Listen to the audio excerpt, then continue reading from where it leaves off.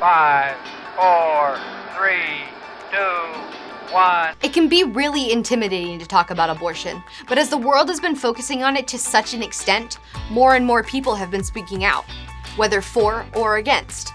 I mean, for me as a college student, my whole life has been spent under Roe versus Wade. But now we're in a totally new world when it comes to the issue. Or are we? There are tons of arguments that tend to overshadow the real issue, and it can make it all very difficult to engage with. Whether it's a really tough story on the news about abortion or cases of sexual assault, there is no end to the complications that can really just make you want to shut down. But if you can focus on the most basic idea about this whole topic, you'll be able to engage with and discuss these issues, whether it's on social media or with your classmates or anyone else. In this video, we would like to focus on the personhood of the child and the arguments that some might use to strip the child of their rights. After all, if it's just a clump of cells, then they might be justified in treating it that way. If, however, it is a person like you or me, then the child should be protected, just like us. So let's get into it.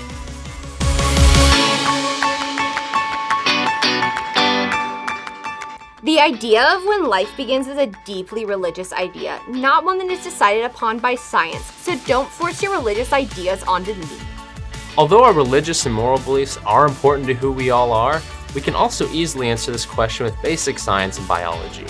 The most important thing we must first recognize, however, is that personhood is the key here and should be our central focus. If we try to make some abstract idea for whether or not someone is a person, like their age, size, or location, then personhood is no longer a binary sort of thing where you either are a person or you are not.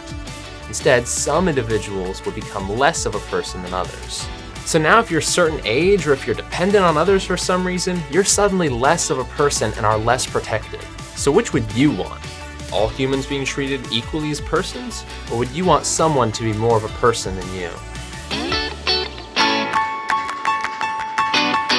Okay, the fetus is alive just like an egg or sperm. It only represents the potential for life, just like how an acorn is an oak tree. The main point of this argument is to dehumanize the child. So of course, they never touch on when it becomes a person. They admit that the fetus is a life, but they don't know when it becomes a person. Something non-human does not become human by getting older and bigger. Whatever is human must be human from the beginning. So in a sense, this whole argument they're making is besides the point. They're not addressing the key issue of personhood at all. The idea that an egg or sperm is alive in the same way that a child is completely inaccurate, because these are just smaller parts of the body that cannot function on their own. Along these lines, people will also bring up viability, although this is a flimsy standard as well. The youngest surviving baby was born at just 21 weeks old. If personhood is based on viability, then suddenly your personhood is based on the medical technologies available to you. If you are on dialysis, then do you become less of a person just because you can't survive without it? So we can just kill you off. That doesn't seem fair. Nor does it seem fair if you are from a poor country where the medical technologies needed to keep you alive are non-existent. Do you lose personhood just because you were born there? I think it's pretty obvious now. When we focus on personhood, it becomes a lot clearer that there is injustice going on. Now, let's look at one of the most iconic arguments you may hear.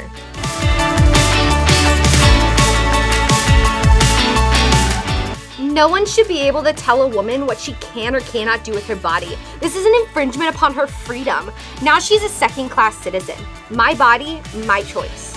To claim that a mother's child in her womb is just a part of her body is both entirely unscientific and an attempt to take away the child's obvious personhood. The science could not be clearer. The child has DNA unique from the mother and the father from the very moment of conception. Not only that, but the placenta literally develops in the womb to act as a filter so that the nutrients and oxygen can flow between the mother and her child without the mother's body rejecting the child. This is why organ transplants, for example, have to be so specific, and why medicine is used to temporarily make sure your body doesn't reject the new organ, which came from another person's body. So one of the placenta's biggest roles is literally screaming to us, this is another person's body. That's why it exists. It doesn't get much clearer than that. So now that we know we're dealing with a separate person, it's obvious that no one should have the right to kill their own child.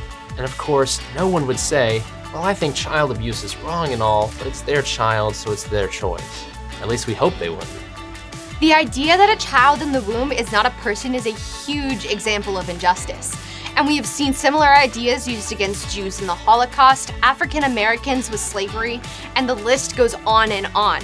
Every instance is an example of society saying, oh, they're just property, just Jews, just fetuses, not people. We're not wrong doing this to them. Our generation faces the same brand of injustice, and we all need to do our part to call it out for what it is and be the voices for the voiceless. The facts could not be clearer with even the most basic understanding of fetal development that you now have. From the moment of conception, the child has unique DNA and is a totally new human being.